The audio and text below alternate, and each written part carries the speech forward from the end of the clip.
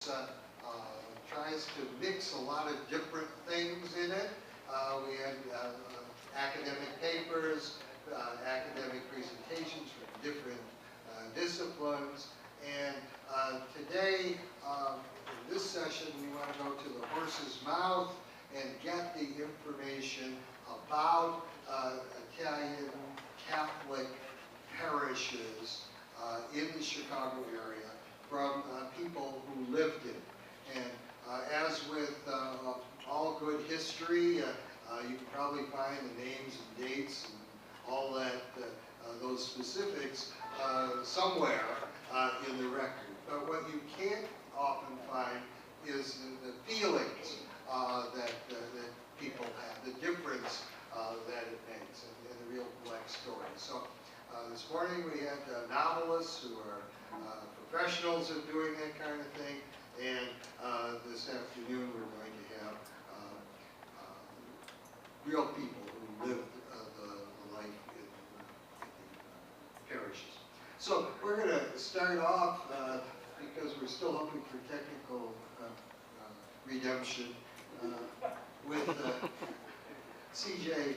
Martello. C.J. is a columnist for the Franoi. He does pedals from Roseland, and when you talk about Roseland, you talk about St. Anthony's Parish there. And the history of St. Anthony's Parish is a very significant, interesting one, and I'll let C.J. take over.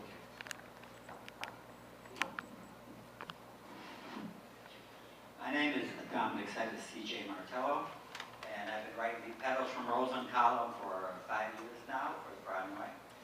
And the entire column is available online, of course.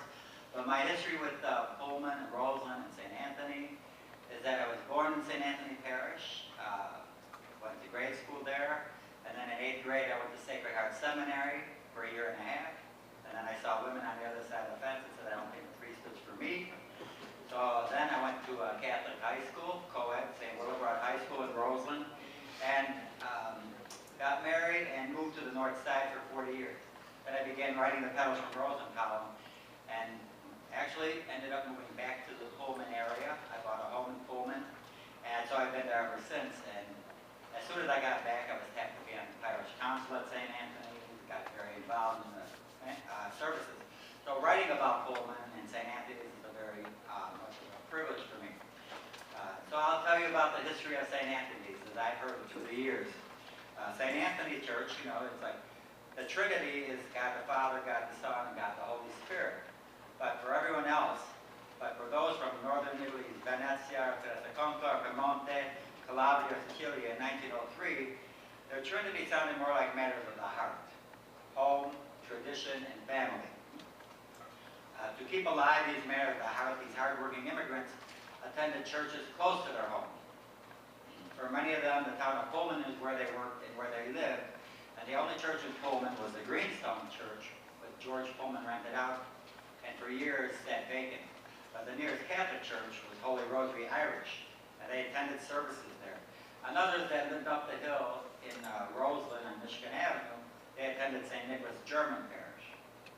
But their linguistic isolation during services led them to wanting their own house of worship, and in 1903, in Chicago's Roseland community on Kennington Street, a vacant storefront was purchased and remodeled into a chapel.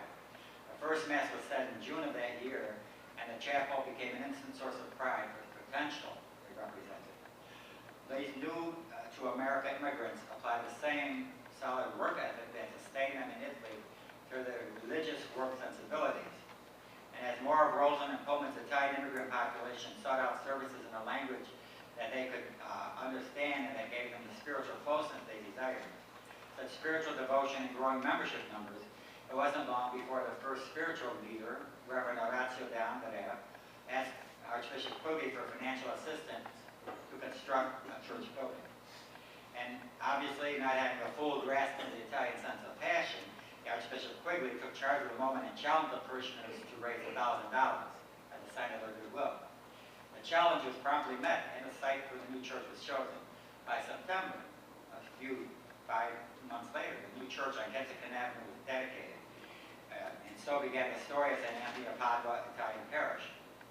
Now, there's a humorous story connected to the naming of a parish. Whether it's true or not, it's very plausible. The divisive nature of Italy's northern and southern regions is practically a tradition in itself. And since the patron saint of the southern Italian members of the parish was St. Alexander, they wanted the church named after him. On the other hand, the northern Italians were in favor of the name of their patron saint, which was St. Anthony's. It was decided that a dual procession would be held, culminating in the front of the storefront chapel.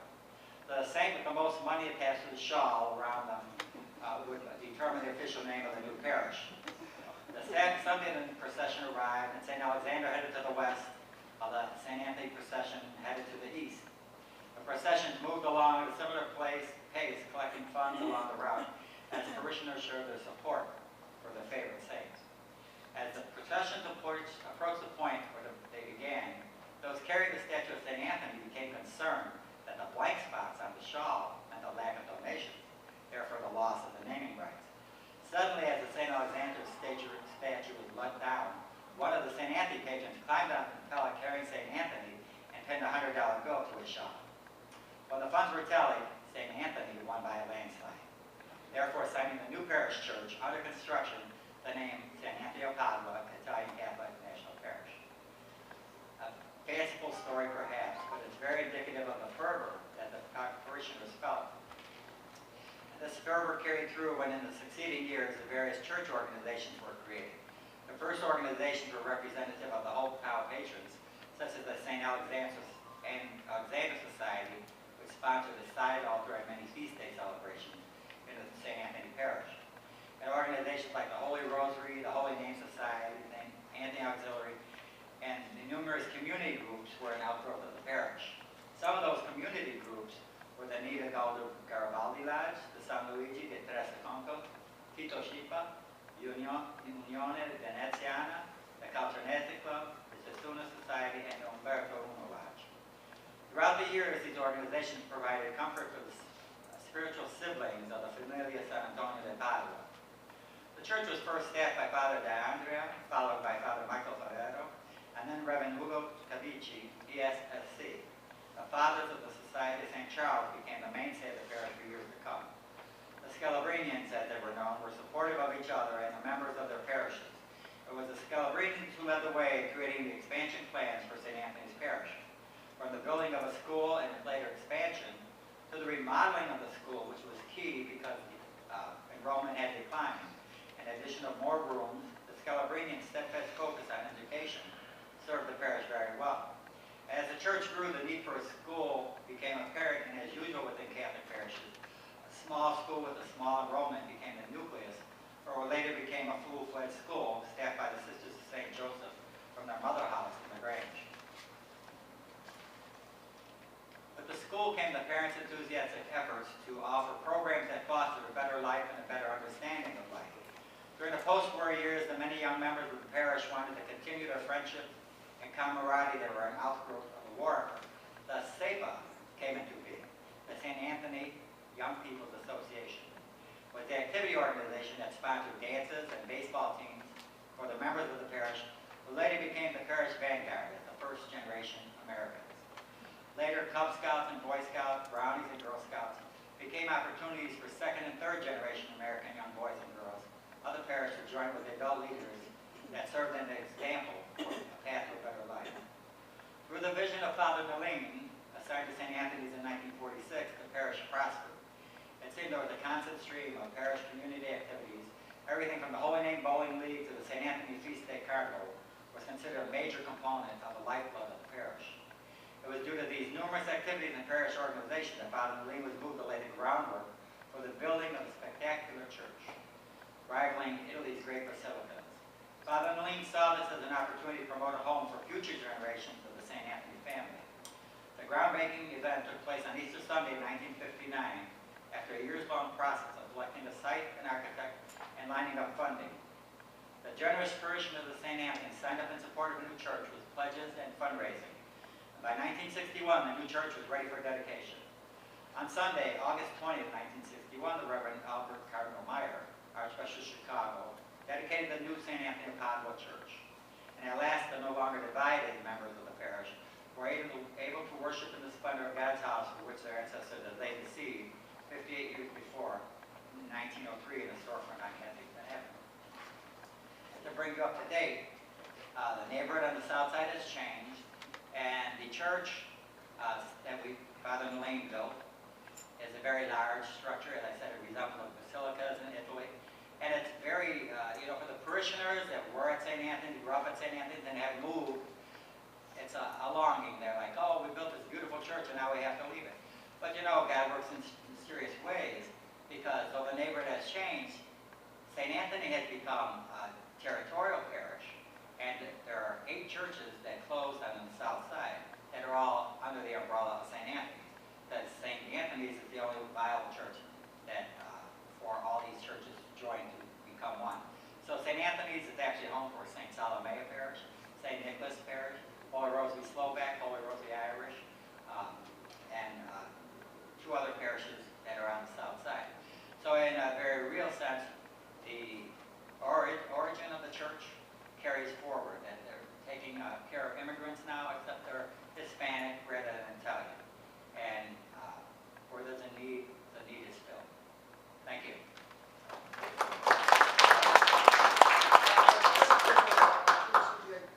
Now, this neighborhood change came really quickly, didn't it? Within 3 years, the neighborhood, we lost 175,000 people in Rose when they moved out. And this is in the 60s, mid-60s. So it changed. Roseland was its own neighborhood in the sense that we didn't have to go downtown for anything at all. Matter of fact, in Roseland, we thought fine dining was when you went to Pezzaveno's or Parishes because they had tablecloths. And then when you graduated high school and you got a job downtown, you're like, oh, this is fine dining. So we were very self-contained. And then when the neighborhoods changed, a lot of people moved out. But it's interesting to note that every year we have a dinner dance with a raffle, and that's the key fundraiser for St. Anthony's. And all the old Italians come back. I belong to a group. When I started writing this column, all right, I was on the north side, like I had said. And the interesting thing is I started writing, I came back, I joined Benedetto Mondo, I joined Spaghettios, which is a group of people from Roseland that started going to a restaurant on their spaghetti special night of Wednesdays. They became known as the Spaghettios. Here we are 11 years later. The Spaghettios held their 10th anniversary dinner. Anybody would come to Spaghettios, any Roselandites. We had 435 people at this dinner dance. Because that's how many people long for the life of Roseland. But St. Anthony's has been a mainstay, and that people always come back to St. Anthony's. As a matter of fact, we had a woman that used to do the second reading in Italian at the 8:30 Mass every Sunday. But she's older, and her knees joints are giving out, so she can't make the stairs anymore. So as a result, I do the second reading in Italian on Sunday morning. So we keep, and I said, well, can we get anybody else? And they said, no, we stopped. Father Marcus said we don't need it anymore. So, we do have Italians that show up, because when I make a mistake, I'll know right after Mass. So, it's very interesting. Yeah, one point that I always make about Roseland is that it was a very, very vibrant neighborhood, and maybe culturally more vibrant than the Taylor Street neighborhood. And the folks who came back from the war, that generation, looked forward to living their lives out in Roseland. They built this big basilica, and then everything changed with the changing of the neighborhood. But there's still retention. And I moved. The thing is, I moved to Pullman, and people never left Pullman. They've been there since they're. I have a good friend, Jim Ostorello. He lives in his parents' house. That's how far back it goes. And I know people from Spaghettios. They live in the house next door to the one I bought when they were 3, something like that. And they grew up in that house. And all I have to do at Benedetto Mondo is mention, this is my address, 11403 St. Louis. They go like, oh, yeah, my uncle and my aunt live next door. And then next to them, my cousins lived over there and across the street so-and-so. And these are all Italian names that still live in the area. Well, thanks. We have about 10 minutes per parish. A quick question? Yeah, I'm from that parish, and as you well know, Roseland was a multi-ethnic community. It wasn't, of course, not Italian at all. It was Italian and Polish and Irish and this and that. wondering though, in your study, did you note or focus provincially, how many people from Italy were from these various regions? We can make the easy example of North and South, but did you look at any numbers? Is there an opportunity to look at the origins of these people, Piemontese versus Veneti versus Calabrese versus Sicilians? Now, it's interesting to note that the Veneti del Mondo is the owner of, the Veneti del Mondo is still in existence, and Teresa Conca Society, all these outgrowths of the parish are still in existence with lesser numbers, I'd say. And insofar as the exact numbers, I can't really say, but it's always noted that the majority of the Italians in St. Anthony Parish originally came from northern Italy, but it is always a good mixture. We have a place on Kensington Street up the hill from St. Anthony's. It was called the Venetian Hall. And the thing was, it was built, all the organizations in St. Anthony's decided we have one hall, we wouldn't have to rent a hall from anybody else. We could have our own hall, you know. So they built this hall, everybody put up the money, they built this hall, and then it sat there empty for about 2 years because everybody wanted it for the big holidays. And finally, it ended up that the Depression came along, they sold it, and it became the Moose Lodge. But outside in the tile work in the lobby, it still says the Venetian Hall. Okay, we've got